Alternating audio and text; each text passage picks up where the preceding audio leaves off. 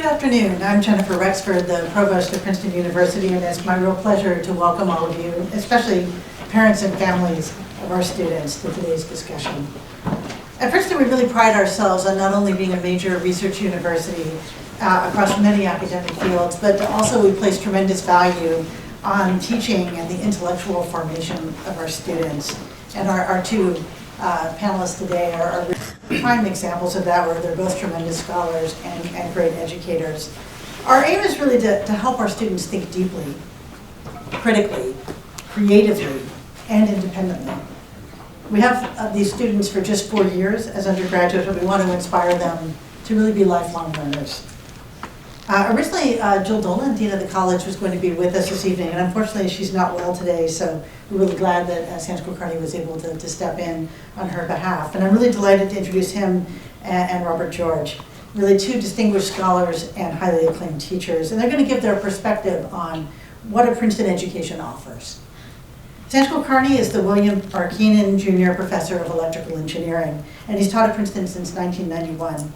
He served as the head of Butler College, one of our residential colleges, as Dean of the Graduate School and as Dean of the Faculty. So as you can see, people are not only researchers and educators, but also administrators. Professor Kulkarni is a recipient of the President's Award for Distinguished Teaching, and he earned his MA from Stanford and his PhD from the Massachusetts Institute of Technology. And his research focuses on the mathematics underlying so much of our modern era: data, communication, and economics, and the myriad applications of all of those. Robert George is the McCormick Professor of Jurisprudence and the Director of the James Madison Program in American Ideals and Institutions. He served as the Chairman of the U.S. Commission on International Religious Freedom and on the U.S. Commission of Civil Rights and the President's Council on Bioethics. He holds a JD from Harvard and his doctorates from Oxford University. And he's been teaching at Princeton since 1985 and is also a recipient of the President's Award for Distinguished Teaching. His research focuses on how we think about law, ethics, liberty, and religion. Please join me in welcoming them both.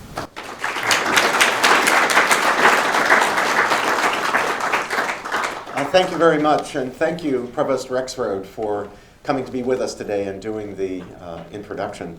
The provost position is a very, very important position at universities, particularly here at Princeton.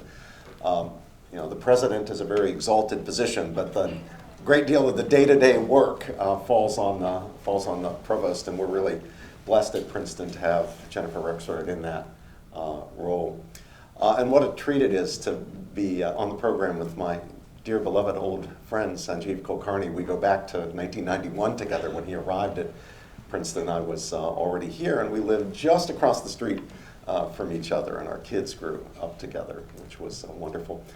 And I want to welcome especially all of the parents and families who are here with your freshmen and with other students. It's a special treat for me that some of the parents who are here with their children who are students were themselves my students. So I'm looking forward to teaching your kids. What a great topic we have for the day, something that is always worth thinking about, but especially I think worth thinking about for students who are entering liberal arts colleges and universities like Princeton. Something that I think it's worth parents thinking about. And that is, what's the point of this? What are we doing here? What's the goal? For you students, it's, especially you freshmen, right? It's 4 years. I mean, that's a lot of time. It's a big chunk of your life. For you parents, it's $85,000. I mean, this was unbelievable to me, right? When I started college, it was $4,000. Now, of course, we were struggling to find the $4,000 in those days, but it's a big investment. What do we get in return? Is it that nice sticker for the back of the BMW that says Princeton or Yale or Williams or Ohio State or whatever it is? Is that it? No, we all know that's not it. Is it the prospect of a partnership at Goldman Sachs or at Cravath, Swaine and Moore, or on to Harvard Medical School or Johns Hopkins in a distinguished career? Well, there's something to that. That's a lot more important than the sticker in the back of the Beamer. But is that really the ultimate foundational point? Is that really what it's about most fundamentally? Sometimes we tend to think that way. We tend to think, even of liberal arts education, in instrumental terms. That the education is a means to some extrinsic end. Wealth, power, influence, status, success, celebrity. And I'm not here to tell you that those things are bad. They're not bad. I'm not here to tell you that those things don't matter. They do matter. But those things are good only in an instrumental sense. Wealth or power or influence or status or prestige, the partnership at Goldman Sachs, the partnership at Cravath, Swaine and Moore, the medical practice, whatever it is, those are good if you do good things with them. But they're not good in themselves. So while they matter, they're not the things that ultimately matter. They're different from the things that we intelligibly value for their own sakes. Things like family, friendship, faith, knowledge, honesty, integrity, decency. Those are things we want not merely as means to other ends, but those are things we intelligibly want just for their own sakes. And one of those is really the focus and the anchor of what a liberal arts education is all about. And Provost Rexford already signaled to you what it is. It's knowledge. It's learning.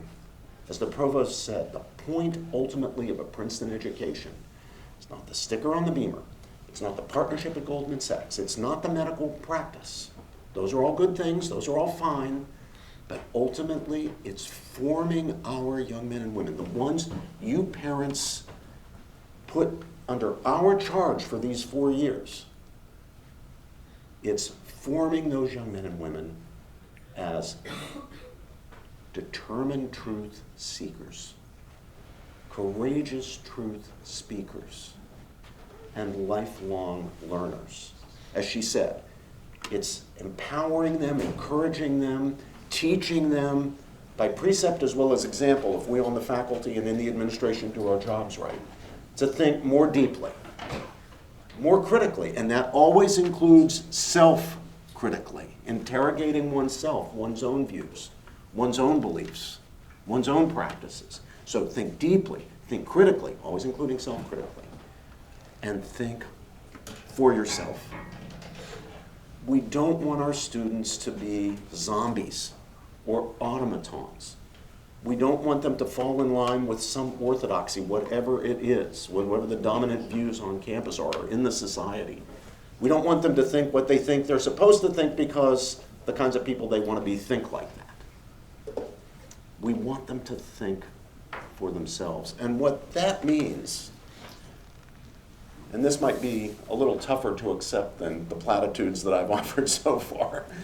What this means, and here I want to quote my beloved friend and teaching partner, Cornel West, it's our job to unsettle our students.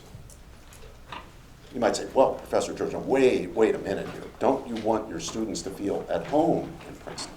Don't you want them to be comfortable? Well, the answer to that is not really. Yeah, we want them to have good friends, and we certainly want them to feel that they belong here, because they do.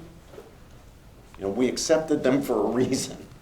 We want them here. We want their perspectives.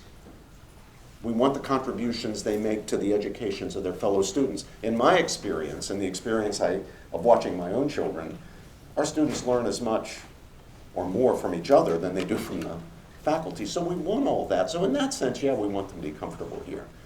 But we want to be poking them and prodding them and challenging them and interrogating them and making them feel uncomfortable.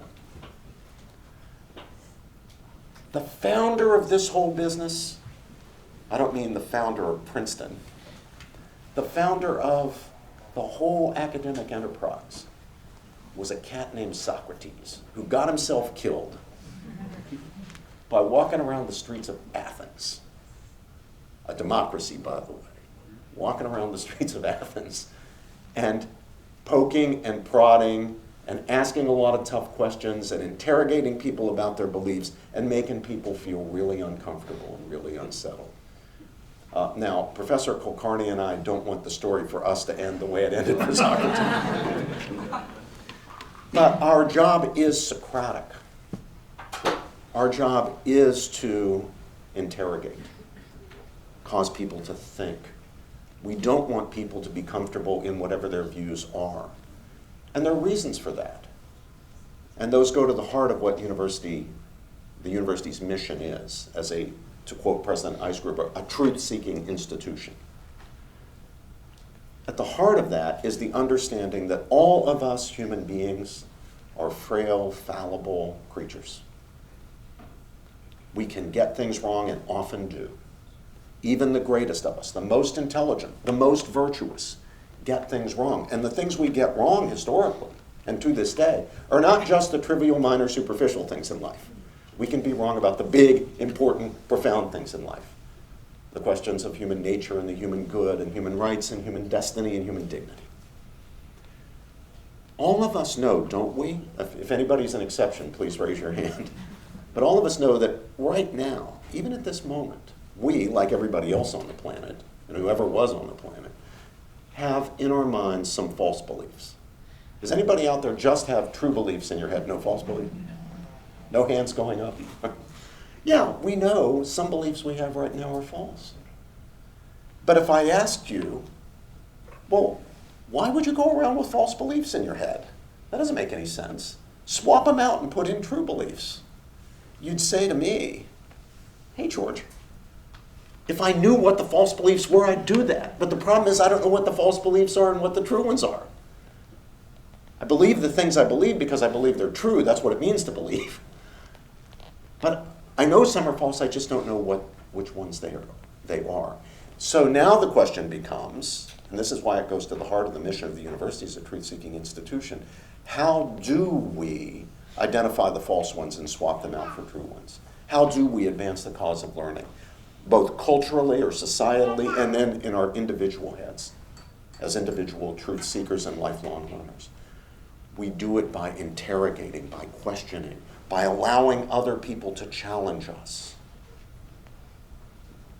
If we don't do that, if we become ideologues and dogmatists and won't allow other people to challenge us, then yeah, we're going to be confirmed in the beliefs we hold that happen to be true, but we're also going to be constantly confirmed in the beliefs we have that happen to be false. So the history of the species is that the way progress is made is in the intellectual life, is by people questioning, even things that seem to be settled, even things that people are certain are right or true. And this is true in the sciences, it's true in the interpretative disciplines like literature, literary criticism. It's true in the social sciences. It's true across the arts and sciences and in the professional fields of higher learning, in law and medicine and fields like that. Again, look at the record of history. The greatest minds have been wrong, and not just about minor things, but about important things. And how did we eventually learn that even the greatest thinkers were wrong about this, that, or the other thing? It's because somebody was allowed to poke and prod and question. Is that unsettling? Yes, it's going to be unsettling. But it's the only way to do it. And if we take the proper attitude toward it, I say this to you students, and I say it to parents because parents need to encourage students to adopt the attitude. If we take the proper attitude toward it, yeah, it's unsettling. Yeah, it makes you nervous, but it's exhilarating. Because the independent thinker is that rarest of things in human history. A free person, a free human being. Free not only from the constraints of law that would impose on freedom of thought and freedom of speech. The constraints of law are one thing, And it's important to be free of those. And we at Princeton have really strict free speech principles. They're great. The University of Chicago free speech principles, the best there is, free of any external constraints on questions we raise, answers we give, positions we take. But external rules are only one of the impediments to genuine human freedom, intellectual freedom. The others are cultural. They're what John Stuart Mill, the great 19th century theorist of free speech, called the tyranny of public opinion, where we're afraid to deviate from the norm of our community, whether it's the small community, say, of the university, or it's the broader community of the academic community, or the very broad community of the country or the society, or what have you. But we can be free. And the goal of a liberal arts education is that freedom, liberation. That's what the word liberal is doing there in liberal arts education or liberal learning. It doesn't mean liberal in the sense of, Nancy Pelosi as opposed to Ronald Reagan. It means liberal in the sense of freedom, freeing. And so a liberal education, in the words of the title to this program, frees the mind. We want to make our students free people. And if we do that, that will stick with them for the rest of their lives. It's not just 4 years. They are empowered to turn their minds to any subject, learn about the subject, poke and prod and question, and advance the cause of knowledge in their own lives and more broadly for the rest of their lives. End of sermon, and over to Professor Kulkarni. That was excellent. I'll make a few comments, and then it would be great to have a conversation. So let me first say thank you for being here. This is a real pleasure to be here, and it's an incredibly important topic. But from my background, you might wonder, why did I go into engineering? And I have to say, I didn't always appreciate everything that Professor George said about a liberal education. I went into engineering, and honestly, it was, I think, more instrumental. And it, for my undergraduate work, my graduate work, and it wasn't until I got to Princeton, I think, that I really understood and felt the power of what a place like Princeton can do to young minds. And it was in my role as head of college at Butler College where I saw some of it in the classroom, I would say, but mostly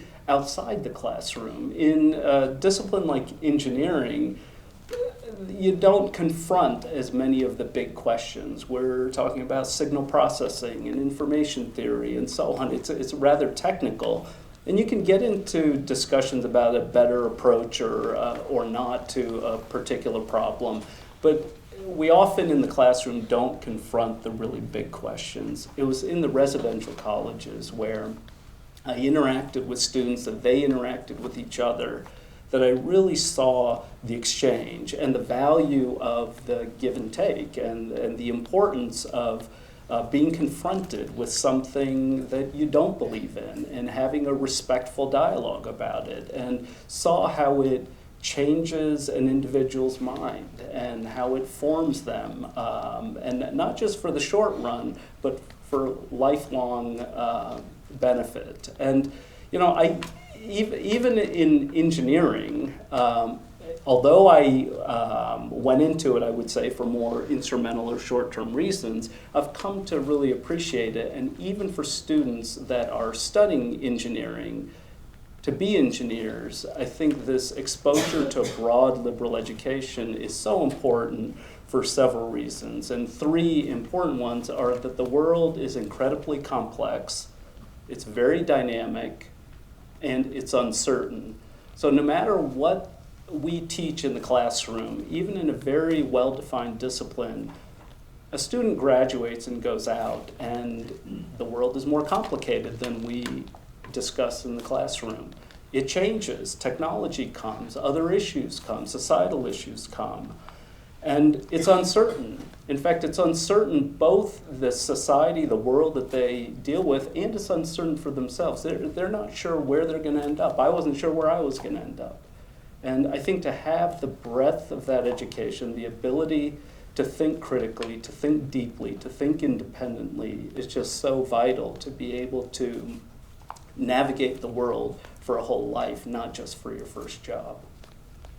Yeah, yeah.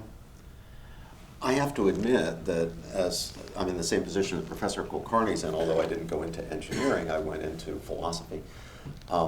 But I didn't always understand education to be more than instrumental. When I arrived at college, I had a purely instrumental view of education. Maybe I should say a bit about my own background. So I was born and brought up in the hills of West Virginia. I played bluegrass banjo, so I can prove that I grew up in the hills of West Virginia. Both of my grandfathers were coal miners. No one in my family had ever been to college. I was the oldest of five children in my family, all boys. First to go to college, and the only reason, honestly, that I didn't end up myself in the coal mines is that my father didn't end up in the coal mines. And my father didn't end up in the coal mines not because he got to go to college, but because he was drafted into World War II in 1944 and went over to fight in Normandy and in Brittany. And when the war ended and he came back, he had some skills that enabled him to escape having to go into the mines, but still, because of his circumstances, couldn't go to college. So, growing up in those circumstances, what my parents taught us was it's really important for you boys to go to college, because if you go to college, you'll have a career, not just a job. You'll have a profession. That profession will give you respect and status. It'll give you better pay. It will give you influence in the world. And that's what I thought this was all about. So off I went to college with that very much in mind. And again, those are not bad things.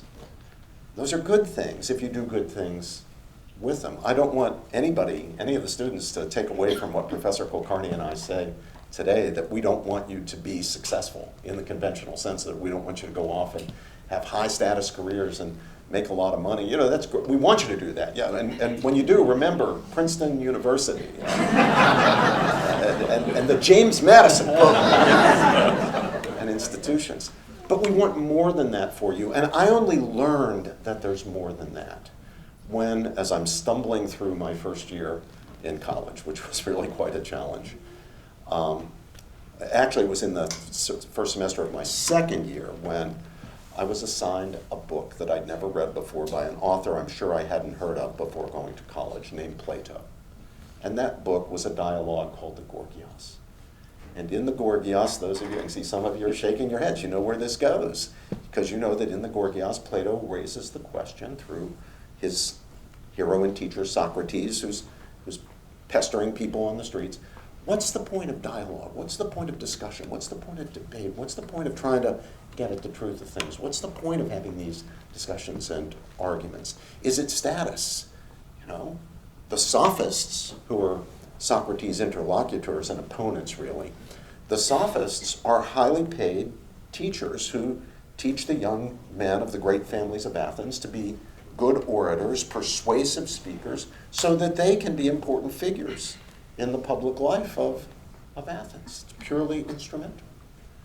And of course, they're defending their jobs. And Socrates is questioning them. And he questions them by getting them to focus on a question that I had never thought of before in my life. And that is the question, is there something that knowledge gives us that is not just an extrinsic end to which knowledge is a means? Could knowledge actually be worthwhile for its own sake?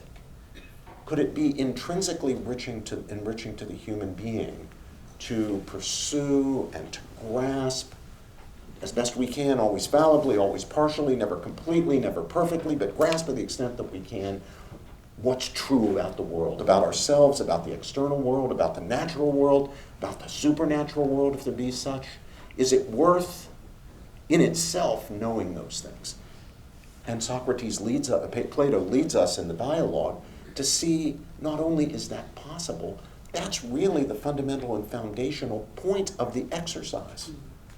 More important than being a big shot in Athens is being a truth seeker and actually getting somewhere toward understanding reality and not being satisfied with just beliefs that may be pleasant, they may be happy, they may be widely accepted, but they're not true. To actually want the truth. That changed my entire life. I mean, it's like the light bulb went off over me. I'd never thought of the question before, much less the answer, and now I saw things completely differently. I had to ask myself the question, why do I believe what I believe? I have a lot of beliefs. Why do I believe them? And I realized I didn't believe them because I thought my way into them. I didn't believe them because I actually reasoned my way to them. I believed them because it's what I thought all smart people believed. It's what I thought the people I wanted to be like in life, the big shots, the important people, believed. Many of my beliefs were tribal. And so I realized, oh, I got to rethink everything. And when I started going through that process, I mean, some of my beliefs I actually strengthened as a result. Others' beliefs, I realized I've got to discard these beliefs. This actually doesn't hold up under rational scrutiny. I didn't think just at the time, Sanj, that, you know what, I think I'll be a professor. But as I look back now, I've been at Princeton 38 years, I'm now entering my 39th year. If I look back and try to figure out how did I end up here, I trace it back to sitting in the library, tell you exactly where it was, second floor, Swarthmore College, reading the library's copy of Plato's Gordon Y.S. It's interesting. I arrived at the same place, but it took me longer. and the background is very different. I was born in India. We moved to the United States when I was about 3 years old. I'm the youngest of three. My father came over as a graduate student, and we had very little means in India, and came over, struggled very much at the beginning, and so they always instilled education was always really important, but it was always infused with so you'll get a good job and a good career and so on. And I guess that's what I had in my head. And engineering is a very common profession for immigrants from India, and that's what I went into. My brother and my sister also went into that. And as I said, it wasn't really until I was here, and prior to that, I was engaged in mathematics and science and engineering, and then it was talking a lot to the students, I have to say, the students, about what they're going through, about what they believe, and about what do I believe, and going back and forth.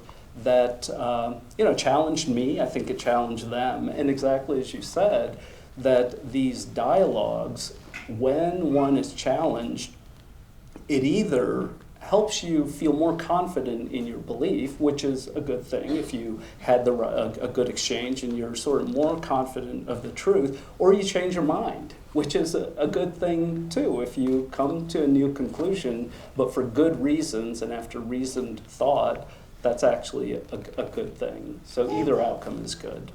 At Princeton, it's important, I think, for the parents to know it, the students know it already. Even if you're focusing in technical areas like engineering or computer science, subjects like that, we still have general education requirements. We're going to force you to confront some questions that are not technical questions and admitting of technical answers. And for all students, in addition to what goes on in the classes, there are countless opportunities for occasions like this throughout the academic year across the university, sponsored by all the different units of the university, our Center for Human Values very prominently, for example, where students are encouraged to think about those big questions, and they hear different perspectives. Ideally, they hear different perspectives. Sometimes we let the side down a little bit there, and it becomes a bit of an echo chamber, and we got to get better at that. Most universities have to get better at that. But when we're at our best, we're making sure that different perspectives are available so that students are, and we really mean this, not told by us faculty members what to think. It's not our job. But how to think more deeply, as the provost said, more critically, self-critically, more creatively, and for themselves. To that point, you do a particularly good job in your course, I think, getting students to engage in dialogue. In fact, I brought here, if you don't mind, I wanted to read a little bit of what Professor George puts in the syllabus for his course. Well, this should be interesting. What did I say? So if I can read this, okay. So this is just a part of it, but I think it's worth reading. It's very well expressed. So after some preamble, please don't be reluctant to speak your mind, exclamation. Even if you hold an unpopular view, please be willing to share and defend it. Also, please be willing to be, quote, devil's advocate on behalf of views that you do not hold or aren't sure whether you should hold. By robustly defending a controversial position to see whether, in the end, it can be successfully defended or how far it can be defended, you will be doing all of this in the course of service. There's a little bit more at the end, if you don't mind. Oh, yeah. Yeah, so let me just go. That I actually said, that is quite good. I thought so. In fact, I wish I could have taken the course. Maybe I'll sit in sometime. This is for your course on civil liberties. So here's another little passage. Whatever your political, moral, religious, and other opinions happen to be, you will encounter in our readings and discussions challenges to them. You may even be offended or scandalized by what some authors or some participants in the course believe and say. Please bear in mind that, as Cornel West said, and you had mentioned this before, the very point of a liberal arts education is to disturb and unsettle us. All positions and points of view, no matter how radical or even unjust or immoral they may seem to people who oppose them, are on the table for discussion, scrutiny, and assessment on equal terms. There's no orthodoxy in the course. There are no dogmas. There's no censorship or policing of thought. I hope there will be no self-censorship. And that last part is important, and I was actually curious whether you feel that students self-censor in your class. Well, I do know that self-censorship at Princeton, and I have to be honest with you, I'm a rah-rah guy for Princeton, but an area where we can do better is there's too much self-censorship, not only among students, but among not just our junior faculty, but our faculty more broadly, because there is a little bit of a sense of fear. President Eisgruber has spoken about this. A little bit of a sense of fear of people questioning what are taken to be the dogmas on campus. I have not, in my 39 years, thank God, seen significant reason for students to fear that faculty members would retaliate with bad grades simply because of their views. Now, the views expressed on a paper. Now, sometimes I cannot help but conclude that with the best faith in the world, a professor didn't see the merit that is actually in a paper because of the kind of ideological blinders that are on. But I don't think professors here, I mean, there have been rare occasions, but I think we're really quite good when it comes to professors not retaliating. I think the problem with student self-censorship is more of peer fear. It's more a fear that my fellow students will think badly of me, I won't be as accepted, I won't have opportunities, eating clubs, I'll be excluded, I'll be a pariah, they'll say something bad about me on social media. So what I'm encouraging students to do in the material you read, Sanj, is, at least in my classes, speak up. If you dissent from a majority opinion, speak your mind. This is the place to do it. We're the free speech zone. Now, our whole university is a free speech zone. Officially, our principles are great, and our administration stands up for those principles. But principles are words on a page. They're not self-executing. And you do need a culture. This is what Mill was talking about, the tyranny of public opinion, majority opinion. You do need a culture that encourages free speech. And we're working, I think we're not the worst. I think maybe one of the best, actually. But nobody's too good about this. No institution's really all that great right now in American higher education. So we need to do more, and we will be doing more, to encourage our students not to self-censor, but to explore ideas. It's a question of being willing to explore, to think, to probe, to prod. And as I say in what you read, I just want students sometimes just play devil's advocate. Maybe they actually don't believe a view, but do the class the favor of defending it as far as you can to see how well it holds up. You might change your mind, you might persuade yourself, but even if you don't, you've deepened our understanding of the issue. As you said, Sanj, the world is complicated, things are hard. People make mistakes all the time, and we can easily imagine that a particular point of view is uncontestable, when actually the point of view is not only contestable, but it's wrong. Yeah. No, I think I agree with you. Of the places I'm familiar with, it's hard to think of a place that's better in terms of that culture than Princeton. Now, I'm sure there's room to improve in different places, but it's really an excellent place to have that engaged dialogue. Do you find that the students engage in the my classroom? classes, yeah. In the classroom. Yeah, I do. But I mean, that what's paying off there is the fruit of a very concerted, intentional effort to encourage them to do that.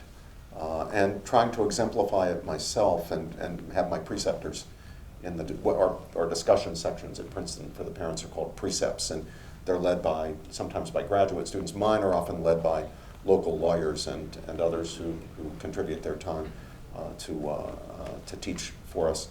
And half the job, I think, of a professor is teaching by example.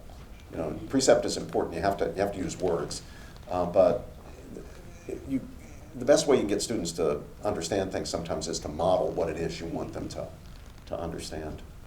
Now, I have to say feel really fortunate to have had the administrative roles, to experience that, because in my field, we don't confront these big issues in the classroom. And there are definitely certain areas in the sciences and engineering where one would face these kinds of issues. My own particular field, I don't. But the exposure to the students and that engagement outside the classroom is really what has made me come to the same place that you are. Yeah, yeah. Well, we'd be happy now to converse with you. Do we have microphones, Jonathan and Christy? Yeah. Just one. Okay, so let's, first question is over here. Yes, ma'am. Thank you so much. This is a really great dialogue. Thank you to both of you and Provost for this event today. I'm curious, you're both highly respected faculty members of this institution, clearly. You've had amazing experiences elsewhere as well. Do you have an opinion on the self-censorship of students in general outside of North America, for example, in Europe? Do you have experience with that?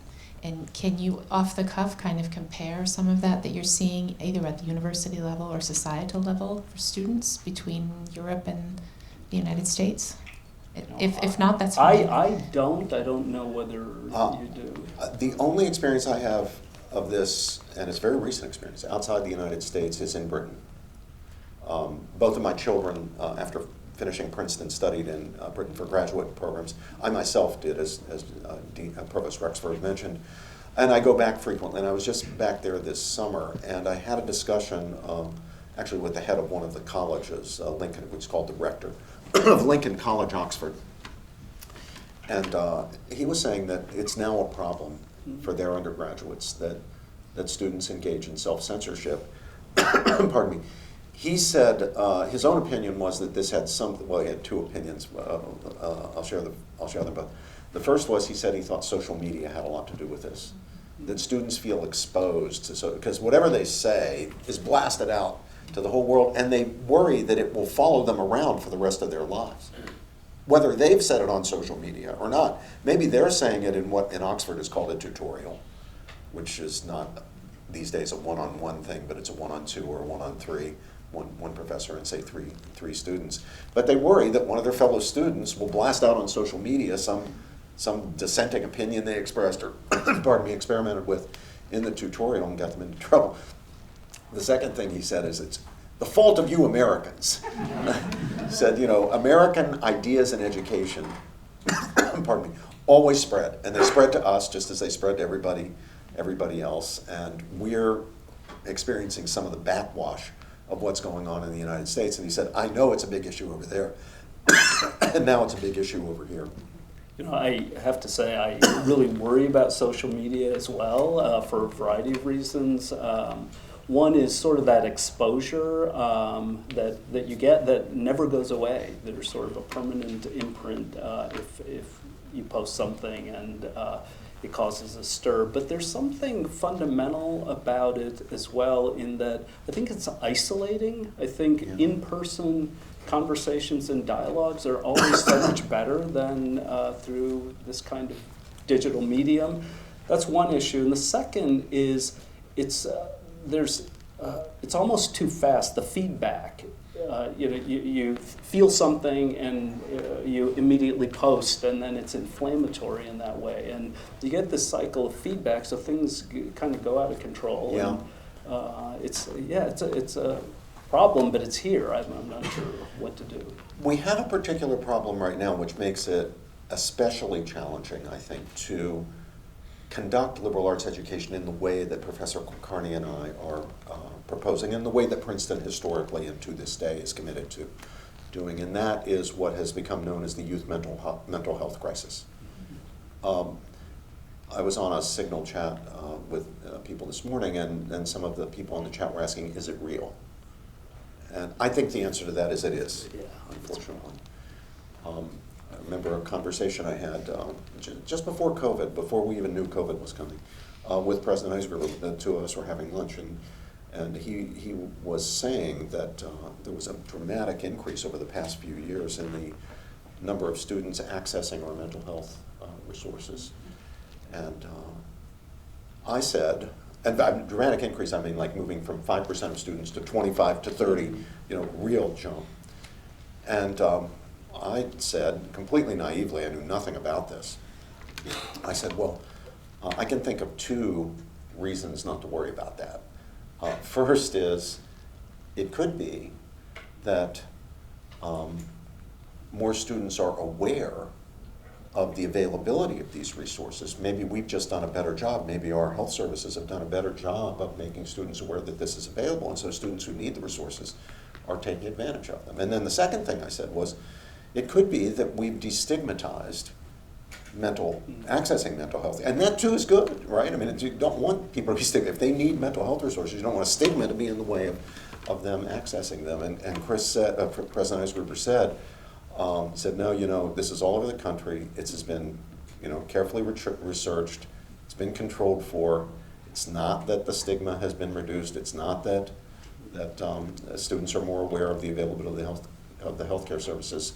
Just more students need the services, and for dramatically more.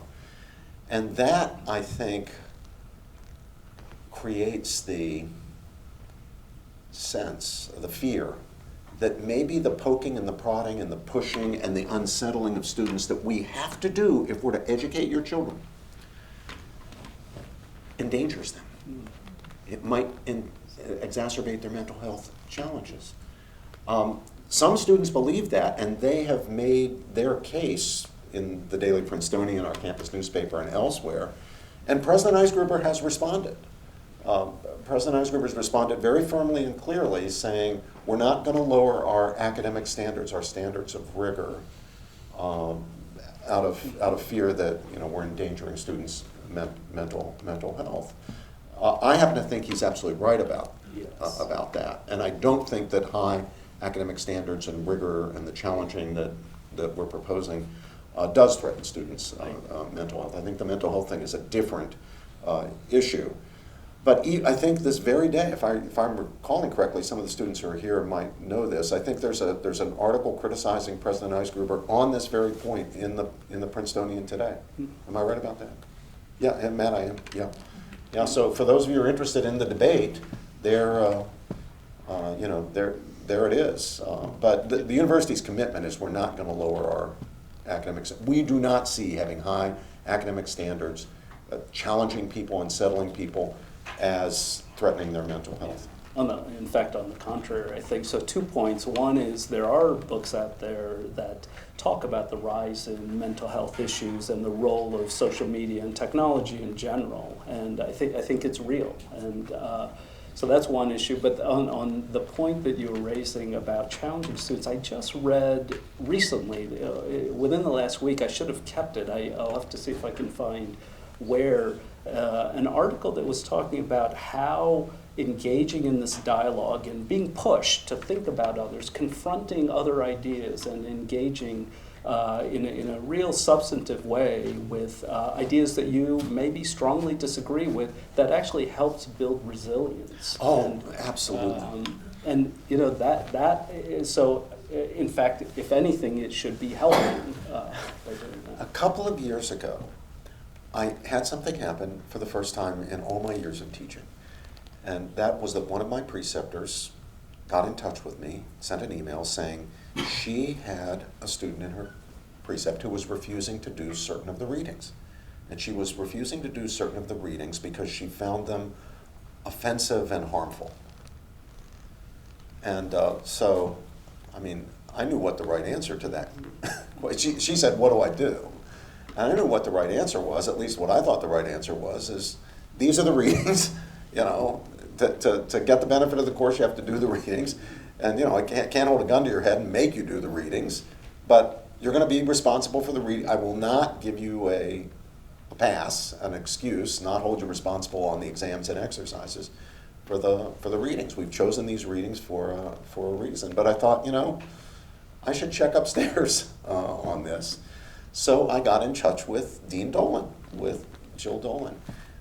And she wrote back a really beautiful note, a kind of piece of philosophy of education that I quote from, actually, in the longer version of that, in which she said, have your preceptor tell the student that we expect our students to be strong and resilient. And that's how you build that strength and resilience. The same way you build muscles if you're weak. You build muscles by exercise, by lifting heavy stuff. You do it the same way. It's by confronting the stuff that you find on, so I don't remember what the particular readings were about, but confronting them and being strong and resilient. Well, it's what we expect of our students. We want them to be strong and resilient, and we want to help them build their strength and resilience. Yeah, over here. I'm going to sound like a Kierkegaardian romantic, because I am. But you've both very powerfully spoken about freeing the mind and the importance of true beliefs. But how do we educate the heart, passions, emotions? How do we educate the will to make students capable of action? In other words, I'm trying to put in a word for not just the true, but the good and the beautiful. How do you interrelate those three in a liberal education? Well, now I really do wish that Cornell were here, because this is a question on which Professor West speaks so beautifully. I'll really try to channel him. I think here it's especially true that we teach as much or more by precept than by example. When it comes to the education of the heart, the education of the will, to having the courage to do the things you have to do when they're hard and scary in order to transform your character, strengthen your character. Boy, all of us need role models. All of us need examples. This is why all the great traditions have saints and heroes, right? Because they're up there as the role models. We learn by watching them and admiring them. They inspire us. Pardon me. What we really need is inspiration. I can lecture all day about the true and the beautiful, about the good and the beautiful. But it's hard to reduce that to propositions. The true you can, but the good and the beautiful, it's not so much propositional as it is being inspired. So here I think faculty really do have a responsibility to practice what we preach. We need to exemplify the virtues we want to see in our charges. It's the only way I can think of to do it. You know? Yeah, no, I agree. I think one other thing that I think can help is just the breadth of experience. I think the broader one's experiences are in the world, in your community, the more an individual starts to think about these things. But you do need role models, and I think we have to be good examples. I thought the one word that was missing was virtue, exactly. Not just true belief, but virtue. And you know, here we look to Aristotle. How does a person become courageous? Only one way to do it: acts of courage, right? That's what you need. There's a question over here. Yeah, I found what you said about the idea that we can hold beliefs, and we know some of them are false, but we don't know which ones, very interesting and unsettling. And I was wondering how we can go forth within our beliefs and acting in accordance with them, acting to bring the world in a state that we believe while understanding that potentially we're wrong, and how to act in accordance with that truth. Yeah, this is a really important question. Okay. I think as, I keep invoking Cornell here because he's just so wonderful in this stuff, but when Cornell West go around the country, the question we are asked by people your age, more than any other question, is, Professor George, Professor West, if I adopt the attitude you want me to adopt toward learning and toward education and toward knowledge and toward truth-seeking, an attitude of, and they always put it this way, although it's a phrase we ourselves don't use, open-minded. If we're as open-minded as you want us to be, I get what they're getting at there, and I'm for it, actually, even though it's not a phrase I use.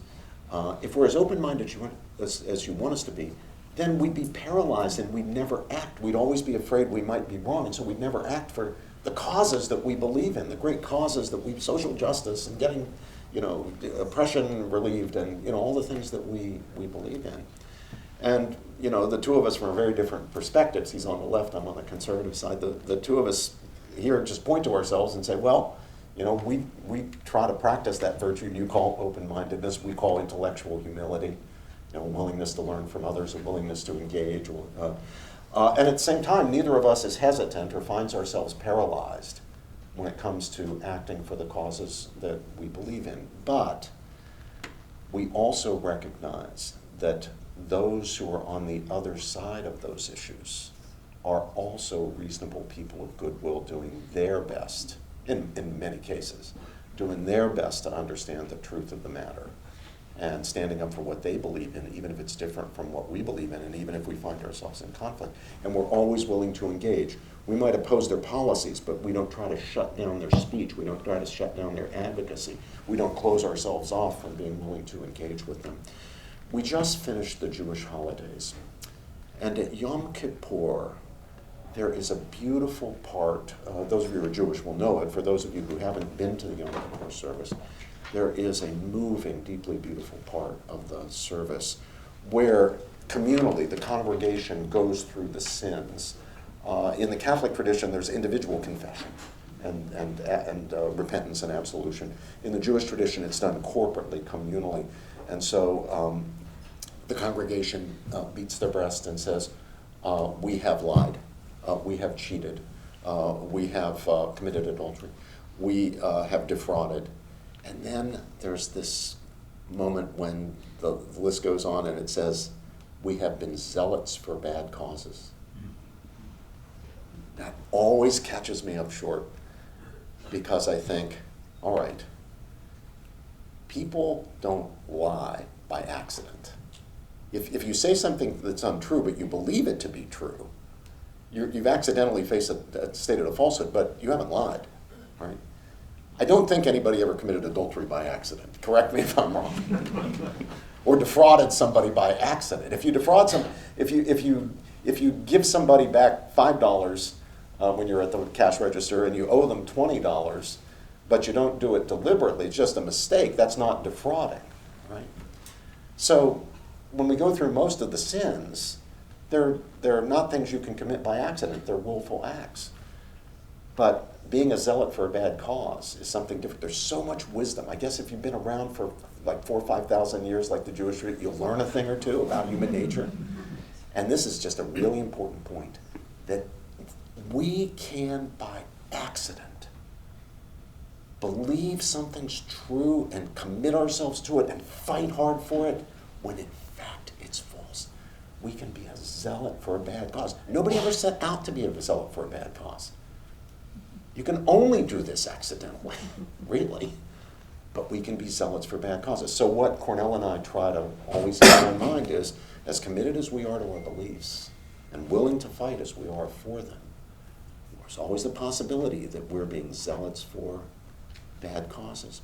One of the things about human nature, the human condition, is that we human beings tend to wrap our emotions more or less tightly around our convictions. That's just how we are. And it's not a bad thing. In fact, it's a good thing. Unless we had some emotional investment in our beliefs, we wouldn't ever do anything. Not just like fighting for big causes. Just, getting the kids up and fed and dressed and off to school in the morning. If it's one thing to believe, that would be a good thing to do.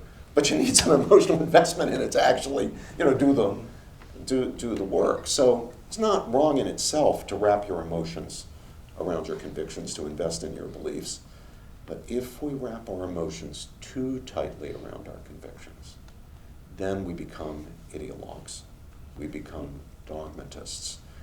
We will naturally think, we will come to believe that anybody who disagrees with us is a bad person.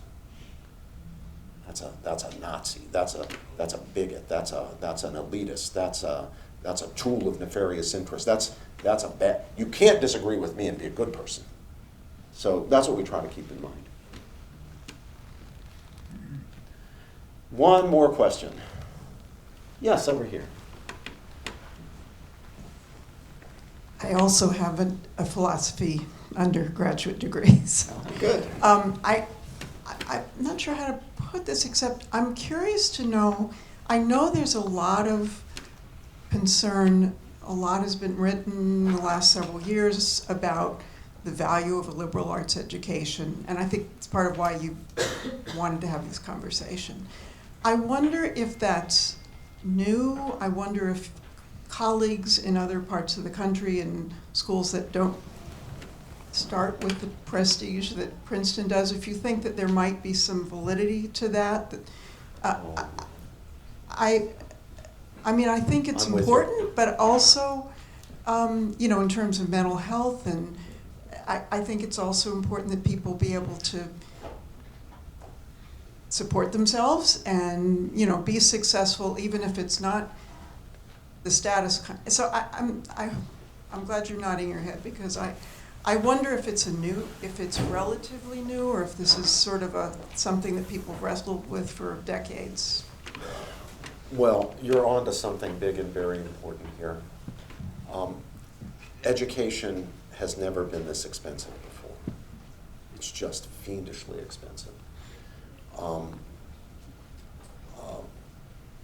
Small colleges, especially small private colleges, and most colleges and universities are tuition dependent, so especially, they don't have big endowments like Princeton or Williams. Especially those that are tuition dependent, which is the vast majority, even charging the high prices that it costs for education, have trouble getting enrollments. And if parents are going to pay this kind of money for education, especially if they're not getting the fancy sticker for the back of the car and all that means for their students' futures professionally, they're gonna hesitate before spending that on a liberal arts education. So I visited a few years ago a small liberal arts college that goes all the way back to the 1840s, I believe, in Virginia. Very fine place that for generations has provided a first-class liberal arts education. It's not prestigious like Williams or Swarthmore, but provided that kind of education for generations of students. But I was getting an uneasy sense of, when I was there, that something just wasn't quite right. And so I inquired about it, and my inquiry was this: what are the largest majors on campus? What are the kids here actually majoring in? And these are liberal arts colleges. And I was told that number one by far is business, and then a distant second, but still way ahead of everything else, was communications. This college wouldn't have had a business major or a communications major 20 years ago or 25 years ago. No, those are by far the largest majors. So I said, who's majoring in philosophy or English literature? And the answer was basically nobody. Those departments existed, but they existed essentially as service departments. You needed a certain amount of credits in the humanities and so forth, and these departments provided that, but they weren't getting majors. Now, that wasn't, I think, because people have just suddenly lost their sense of the importance of liberal arts. I think it had a lot to do with the economics and with the cost and the need to get something practical for the kind of money that was being charged. And I think the pressure on students, from parents, from the society generally, to justify the, let's say in the case of this college today, if Princeton's $85,000, this college probably costs $55,000. Still a lot of money, and it's not the fancy name. So I think it's a real problem. You might have read, some of you might have read about different colleges and universities closing certain humanities departments. The Catholic universities were famous throughout our history for their excellence in classics and philosophy in these humanities disciplines. One prominent Catholic university announced just this past week or the week before that it's shutting down basically its classics department. Not enough majors, not enough demand. This is a very, to me, very worrying thing. How do you think about it? No, I think cost is absolutely the dominant factor in all this. I think one minor, slightly related factor is the metrics one uses in deciding, either rankings of colleges or where to go or what to major in. If you start looking at average salary upon graduation, people start moving, you get more of what you measure in some sense, and it's highly related to the cost. The reason families and students are thinking about that is because they are under such pressure because of the debt, the college debt. So students, as we close this session, I want to exhort you to make the most of your Princeton education, and you will make the most of your Princeton education if you don't think about it exclusively in instrumental terms, but think about that project of freeing the mind, becoming independent thinkers, learning to think more deeply, more critically for yourselves, independently. And parents, if I can have a word to you, you can really help in this by encouraging your sons and daughters to focus on that aspect of education. Yeah, they're gonna be thinking about, what's the next step? What about graduate school? What about the professions and so forth? Parents, I can assure you, this Princeton degree, your grandchildren will eat. They're going to do fine professionally. They may fret, they may worry, am I not going to get into Harvard Law School, but I'll have to go to the University of Pennsylvania. Okay. Not the end of the world. First world problem, right? If there ever was a first world. In fact, I think that's exactly right. The time horizon has to be broadened, and then one really sees the value, I think, of a liberal education. If you just look at the very next step, it's muddled. If you look in the long run, it's clear. So discourage your sons and daughters from focusing too much on that kind of stuff. They'll be fine. It'll all work, believe me. I've been there. I'm parent to it. Try to encourage them, support them, especially when they focus on the freeing of the mind part, on learn. If they want to study the Odyssey, Homer's Odyssey, encourage that. Say that's a great thing to do. Of course, if they want to study engineering, that's great. That's great too. But you don't want them to not study Homer or Plato or Descartes or the causes of the First World War because they think, oh, there's nothing really practical that I can do with that. The real thing that we offer is stuff that's not very practical in that instrumental sense, but is the most practical thing of all when you think about forming a genuinely human life. Thank you all for coming. It's been wonderful. Thank you.